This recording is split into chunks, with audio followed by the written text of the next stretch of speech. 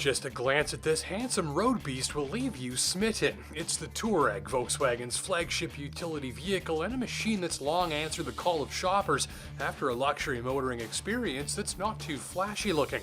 That's a real thing. There's a market for luxury utes that fly under the radar and don't shout for attention, and so I figured it was time to give this thing another look.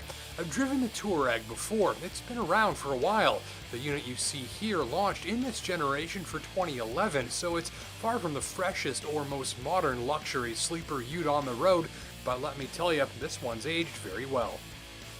Just look at what a total stud this thing is. Blocky, rugged, athletic. I might have a bit of a man crush going on here. And the tester, though, wearing more chrome than I like if I'm trying to be a baller on the sly, has a great presence and attitude to it.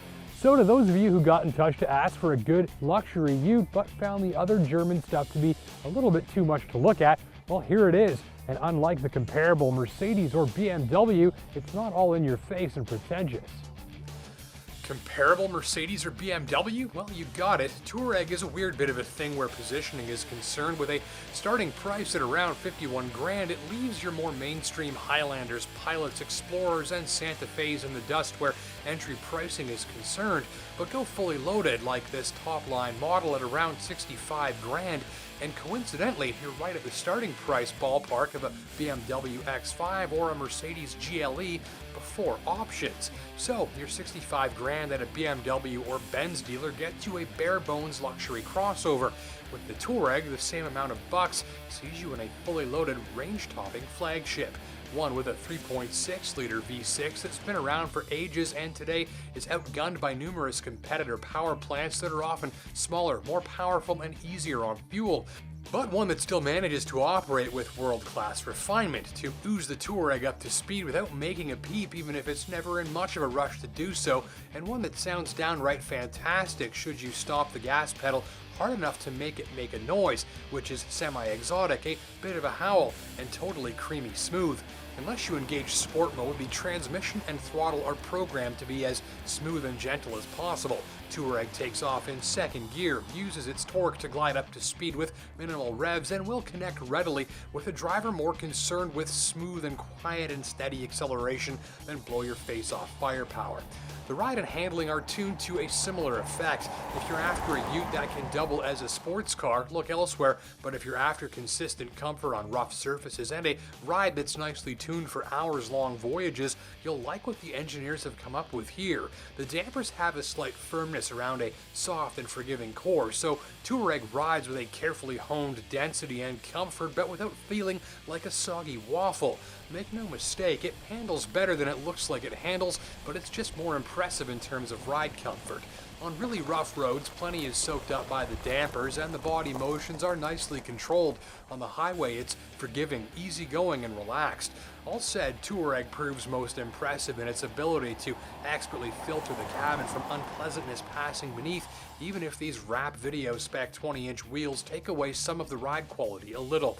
Add in the generous ground clearance for off-road, water crossing, or winter driving, and the typical VW feel of absolute solidness dialed in, and the nicely muted noise levels, and you've got a driving experience highly conducive to relaxation and socialization on the move. If you'd rather rock out with your favorite tunes out, the Dynaudio stereo system is a must-have because it's potent and vivid, and the subwoofer just kicks you in the face. And although Touareg's cabin hasn't been updated in years, it still stands up well by luxury crossover standards, mostly in the details, the beveled edges to these chrome rings and how the light plays off of them, the precisely trimmed wood accents, and how the aluminum bits frame them up. Even the action of all the switches and levers and stalks and dials and buttons feel nicely honed, maybe especially with this storage console lid. You can picture a room full of engineers fiddling with springs and levers and latches to get the perfect feel.